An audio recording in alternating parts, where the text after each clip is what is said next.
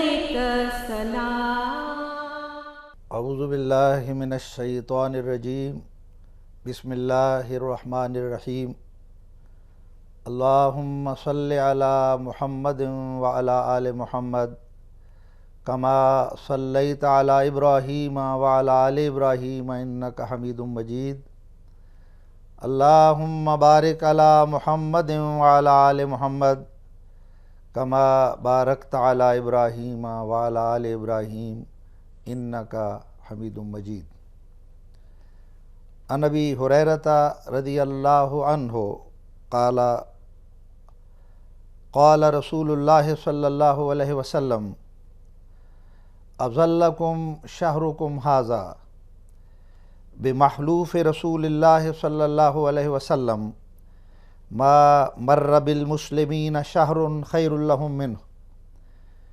وما مر علی المنافقین شہر شر لہم منہ. ناظرین کرام، رمضان المبارک کی تیاری اور رسول کریم صلی اللہ علیہ وسلم کے پاکیزہ نمونے کے بارے میں آج مجھے کچھ عرض کرنا ہے. اللہ تعالیٰ قرآن شریف میں فرماتا ہے وَأَن تَصُومُوا خَيْرٌ لَكُمْ إِن كُنتُمْ تَعْلَمُونَ کہ اے مومنوں، اگر تم جانتے ہو تو رمضان کے روزے رکھنا تمہارے لیے بہت ہی بہتر اور برکت کا موجب. انسانی زندگی دراصل جہد مسلسل کا نام ہے، اور جس طرح انسان کو اپنی زندگی کی بقا اور اس کے تحفظ کے لیے اور اس زندگی میں پیش آنے والے مصائب اور مشکلات میں دشمن سے مقابلے کی ضرورت پیش آتی ہے، جس کے لیے اسلام میں ایک جہاد کا حکم بھی دیا گیا ہے کہ بسا اوقات دشمن کا مقابلہ کرنے کے لیے تلوار کی ضرورت بھی پیش آ سکتی ہے اور اپنے دفاع کے لیے تلوار بھی اٹھانی پڑتی ہے. اس کے لیے مومنوں کو یہ ہدایت فرمائی کہ اپنے ایسے دفاع کے مواقع کے لیے بھی تم تیاری کرو. فرمایا وَأَعِدُّوا لَهُم مَّا اسْتَطَعْتُم مِّن قُوَّةٍ وَمِن رِّبَاطِ الْخَيْلِ کہ مومنوں کو چاہیے کہ اپنے اس جہاد کی خاطر قوت سے بھی اور اپنے گھوڑے وغیرہ سرحدوں پر باندھنے اور ان کی تیاری کے لحاظ سے بھی وہ مستعد رہیں. اسی طرح اپنے خالق و مالک سے تعلق استوار کرنے کے لیے بھی ایک جہاد کی ضرورت ہے. اس جہاد روحانی کا ذکر کرتے ہوئے قرآن شریف میں اللہ تعالیٰ نے فرمایا وَجَاهِدُوا فِي اللَّهِ حَقَّ جِهَادِهِ کہ اللہ تعالیٰ کو حاصل کرنے کے لیے اس کی راہ میں جہاد کا حق ادا کر کے دکھا دو. تو جس طرح دشمن سے تلوار کا مقابلہ کرنے کے لیے ایک تیاری کی ضرورت ہوتی ہے، اسی طرح روحانی جہاد کے لیے بھی ایک تیاری کی ضرورت ہوتی. اور جو اس جہاد کی تیاری نہیں کرتا، قرآن شریف میں ایسے لوگوں کو کمزور ایمان اور ان کی حالت کو نفاق کی حالت سے تعبیر کیا گیا ہے. چنانچہ وہ منافق جو اس زمانے میں جب جہاد کی ضرورت پیش آتی تھی دفاع کی خاطر،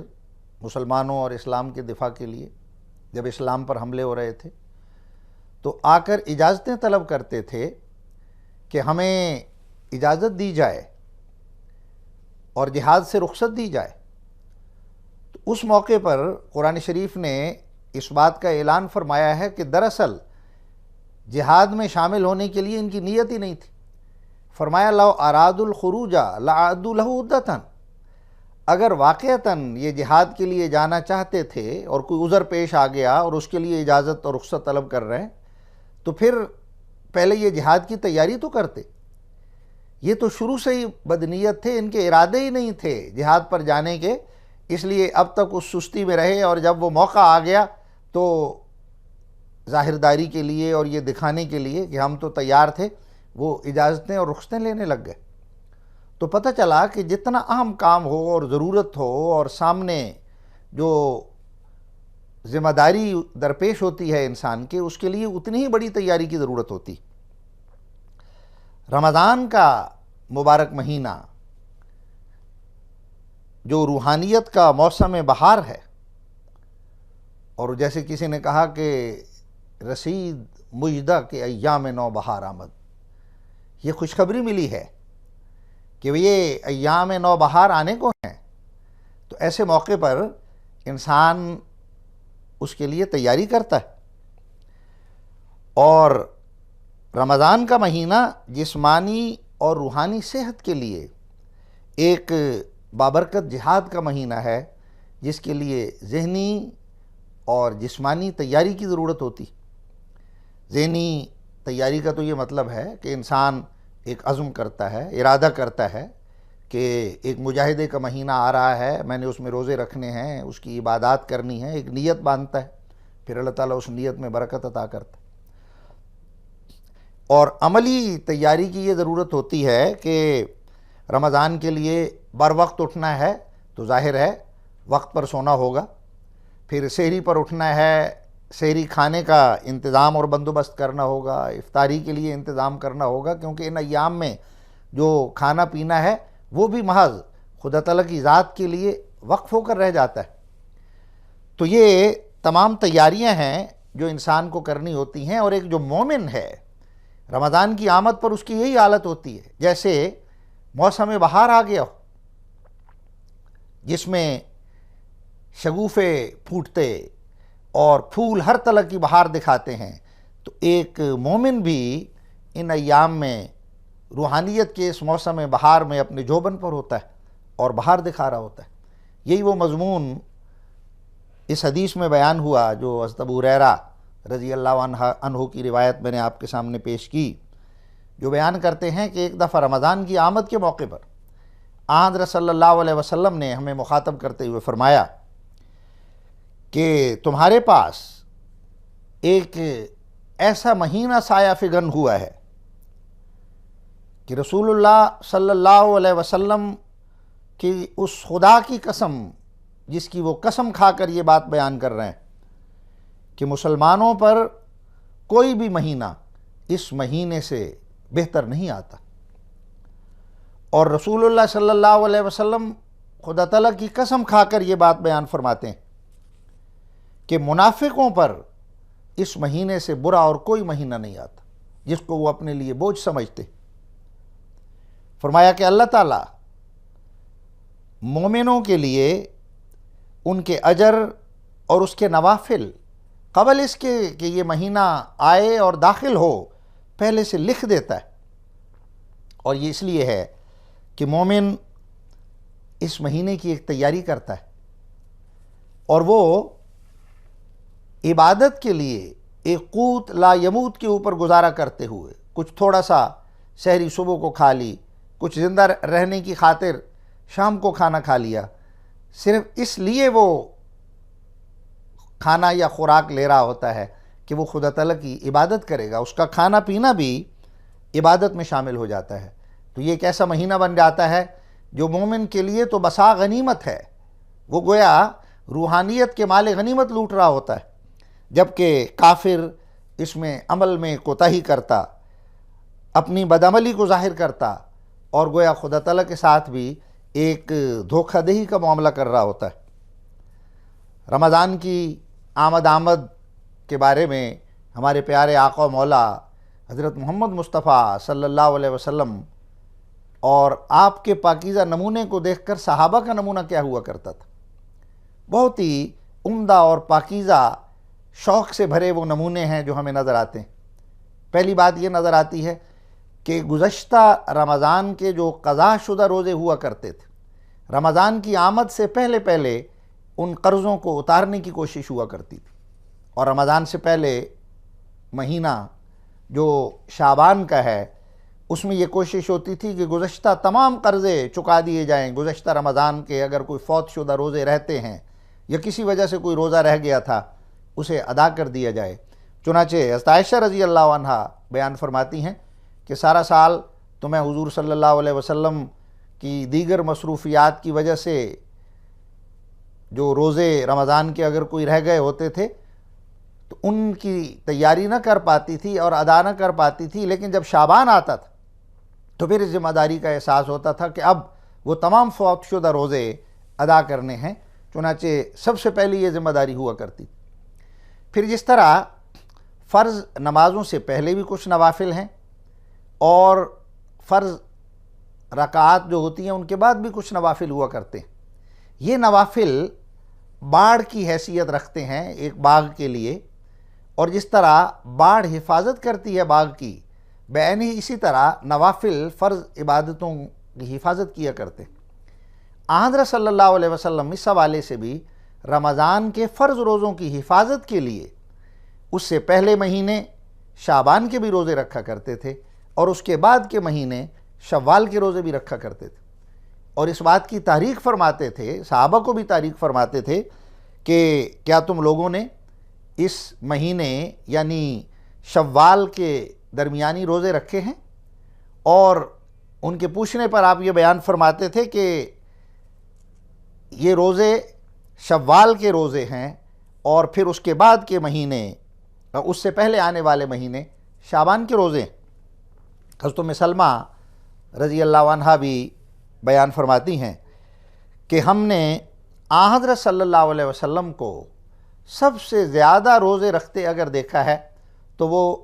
رمضان کے مہینے کے علاوہ جو اس سے پہلا مہینہ ہے شعبان کا مہینہ، اس مہینے میں سب سے بڑھ کر روزے رکھتے دیکھا ہے، بلکہ بسا اوقات ایسے لگتا تھا جیسے شعبان اور رمضان میں حضور مسلسل روزے رکھ رہے ہیں، یعنی اس کثرت سے حضور صلی اللہ علیہ وسلم شعبان میں روزے رکھا کرتے تھے۔ لیکن اس میں ایک صراحت ضرور ہے کہ رمضان سے ایک دن پہلے حضرت صلی اللہ علیہ وسلم نے روزہ رکھنے سے منع فرمایا ہے، تاکہ یہ اشتباہ پیدا نہ ہو جائے کہ وہ رمضان کا روزہ ہے، اور اس میں رمضان کے اشتباہ سے بچنے کی خاطر اس کی ہدایت فرما دی، ورنہ رمضان کی جو تیاری ہے اور رمضان کی حفاظت کے لیے حضرت صلی اللہ علیہ وسلم رمضان کی آمد سے پہلے شعبان کے مہینے کے روزے کثرت سے رکھا کرتے تھے۔ پھر جب رمضان کی آمد ہوتی، رمضان کا چاند نکلنے والا ہوتا، تو رمضان کی جو ذمہ داریاں ہیں، اس کے جو مجاہدات ہیں، ان کی طرف توجہ دلانے کے لیے حضرت صلی اللہ علیہ وسلم اپنے صحابہ کو تیار کیا کرتے تھے۔ جیسے حضرت صلی اللہ علیہ وسلم کی اسی سنت کی تعمیل میں جماعت احمدیہ کے خلفاء بھی رمضان کی آمد کے موقع پر خطبہ جمعہ میں خاص طور پر اہتمام کے ساتھ اس کی ذمہ داریوں کی طرف توجہ دلاتے ہیں۔ تو یہ دراصل حضور صلی اللہ علیہ وسلم کی اسی سنت کی تعمیل۔ چنانچہ حضرت سلمان فارسی رضی اللہ عنہ بیان کرتے ہیں کہ حضور صلی اللہ علیہ وسلم نے ایک دفعہ شعبان کے آخری دن جب رمضان کا چاند گویا طلوع ہونے کو تھا، ایک خطبہ ارشاد کیا اور آپ نے فرمایا، یا ایھا الناس قد اظلکم شہر عظیم، اے لوگو آج ایک بہت ہی عظمت والے مہینے نے تمہارے سروں پر سایہ کیا ہے، شہر مبارک فیہ لیلۃ خیر من الف شہر، یہ مہینہ بہت ہی برکتوں والا ہے، اس میں اکیلی ایک رات لیلۃ القدر ایسی ہے جو 1000 مہینے سے بڑھ کر ہے اپنی برکات کے لحاظ سے۔ جعل اللہ صیامہ فریضۃ وقیام لیلہ تطوعا، اللہ تعالیٰ نے اس مہینے کے روزے رکھنے فرض کیے ہیں، اور اس میں قیام اور راتوں کو اٹھ کر عبادت کرنا اور نوافل ادا کرنا اس کو نفل کے طور پر اور طوعی طور پر ٹھہرایا ہے۔ فرمایا اس میں جو شخص اللہ تعالیٰ کی راہ میں ایک نیکی کی قربانی کرتا ہے تو اللہ تعالیٰ اس کو اس نفل نیکی کی جزا فرض نیکی کے برابر عطا فرماتا ہے، اور جسے اللہ تعالیٰ کے فرائض ادا کرنے کی توفیق ملتی، اس کے فرائض کا 70 گنا بڑھ کر اجر اور جزا اس کو عطا فرماتا ہے۔ پھر فرمایا کہ یہ مہینہ صبر کا مہینہ ہے، اور صبر کی جزا اللہ تعالیٰ کے پاس جنت کے سوا اور کچھ نہیں، اور یہ مہینہ ہمدردی اور مواخات کا مہینہ ہے، جس میں خود بھوکا رہ کر اپنے بھائیوں کی بھوک کا اندازہ ہوتا اور ان کے لیے ہمدردی اور غمخواری پیدا ہوتی، چنانچہ اسی مہینے میں صدقات کا سلسلہ بھی رکھا ہے، صدقۃ الفطر ہے، فدیہ صیام یا روزے کا فدیہ ہے۔ پھر فرمایا کہ یہ ایک ایسا مہینہ ہے جس میں مومن کے رزق میں غیر معمولی طور پر برکت ڈالی جاتی۔ پھر ایک اور رمضان کے موقع پر آن حضرت صلی اللہ علیہ وسلم نے اپنے صحابہ کو مخاطب کرتے ہوئے اور اس کی اہمیت کی طرف توجہ دلاتے ہوئے فرمایا کہ تمہارے پاس رمضان کا مہینہ آیا ہے، یہ مہینہ بہت ہی برکتوں والا مہینہ ہے، اس میں اللہ تعالیٰ تمہیں غنا عطا فرما دیتا ہے اور اپنی رحمت نازل فرماتا ہے، اور وہ تمہارے گناہوں کو معاف کرتا اور دعاؤں کو قبول کرتا ہے، اور تمہاری عمدہ نیکیوں کو دیکھتا اور ان پر نظر کرتا ہے کہ میرے بندے کیسی کیسی پیاری اور اللہ تعالیٰ کی رضا کی خاطر نیکیاں بجا لا رہے ہیں، ایسی نیکیاں جن کو دیکھ کر فرشتے بھی رشک کرتے ہیں۔ پس خدا تعالیٰ کے حضور میں اپنے نیک اعمال ظاہر کرو، کیونکہ وہ شخص جو اس رمضان کے مہینے میں بھی اللہ تعالیٰ کی رحمت سے محروم ہو گیا، پھر اس سے بڑا محروم کوئی بھی نہیں۔ ایک اور حدیث میں آتا ہے، حضرت صلی اللہ علیہ وسلم نے فرمایا کہ بڑا ہی بد نصیب ہے وہ شخص کہ جس نے اپنی زندگی میں رمضان کا مہینہ پایا اور پھر بھی وہ بخشا نہ گیا۔ پھر جوں جوں رمضان کا مہینہ قریب آتا جاتا تھا، حضرت صلی اللہ علیہ وسلم کا شوق وصال الہی اور اپنے محبوب کا قرب پانے کے لیے بڑھتا ہی چلا جاتا تھا۔ حضرت انس بیان کرتے ہیں کہ ابھی رمضان کی آمد میں 2 ماہ باقی ہوتے تھے اور رجب کا مہینہ آتا تھا، تو حضرت صلی اللہ علیہ وسلم یہ دعا کیا کرتے تھے، اللہم بارک لنا فی رجب و شعبان و بلغنا رمضان، کہ اے اللہ ہمارے رجب کے مہینے میں برکت ڈال، ہمارے شعبان کے مہینے میں بھی برکت ڈال، اور بالآخر ہمیں رمضان تک پہنچا دے۔ اور یہ اس لیے ہوتا تھا کہ حضور فرمایا کرتے تھے، ایک موقع پر جب رمضان آیا آپ نے فرمایا اگر لوگوں کو پتہ چل جائے کہ رمضان میں کتنی برکتیں ہیں تو میری امت کے لوگ یہ تمنا کریں کہ سارا سال ہی رمضان کا مہینہ بن جائے۔ رمضان کی آمد پر حضور نے جو اشتیاق اپنے صحابہ میں پیدا کر دیا تھا، اسی کا نتیجہ تھا کہ صحابہ بڑے شوق کے ساتھ رمضان کا چاند دیکھنے کی کوشش کیا کرتے تھے، جیسے ہمارے ہاں عید کا چاند دیکھنے کی کوشش اور اشتیاق ہوتا ہے۔ حضرت صلی اللہ علیہ وسلم اور آپ کے صحابہ رمضان کا چاند اس شوق سے تلاش کیا کرتے تھے۔ چنانچہ حضرت ابن عمر رضی اللہ عنہ بیان کرتے ہیں کہ صحابہ نے رمضان کے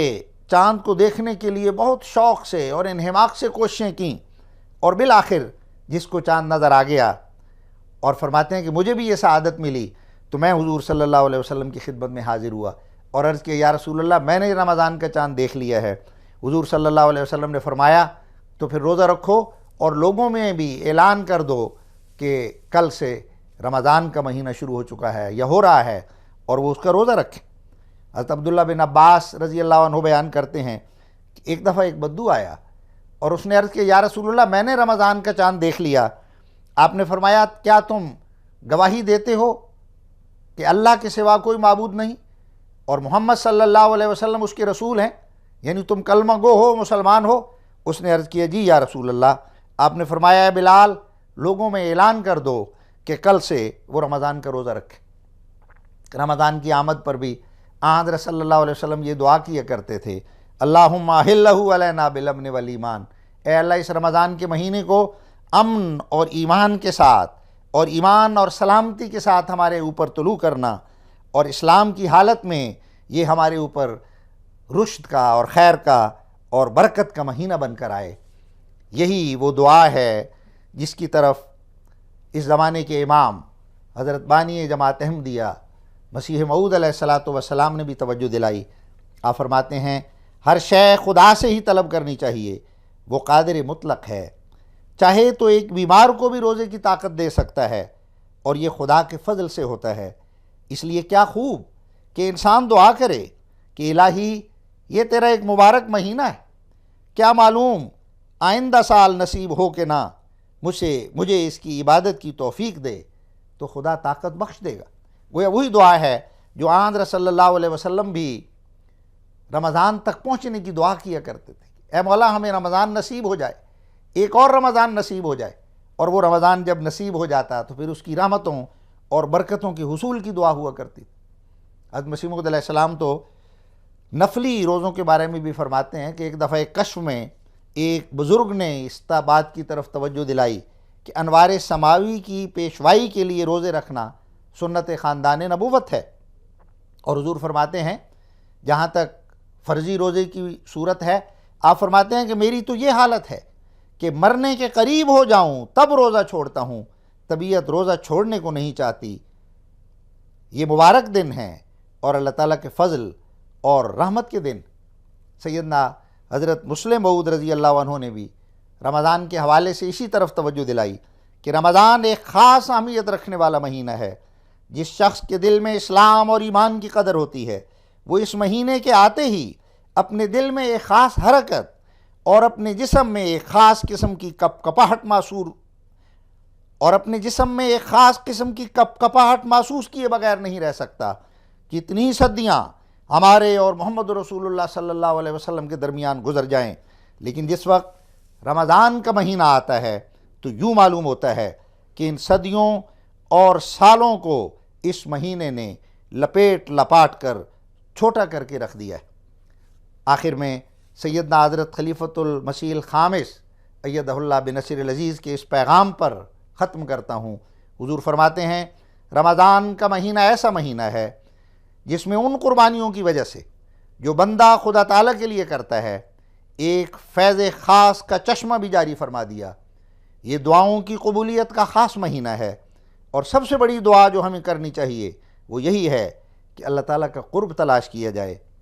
جب خدا مل جائے گا تو دوسری خواہشات خود بخود پوری ہوتی چلی جائیں گی۔ خطبہ جمعہ 28 اگست 2009۔ اللہم صلی علی محمد وعلی آل محمد وبارک وسلم انکا حمید مجید۔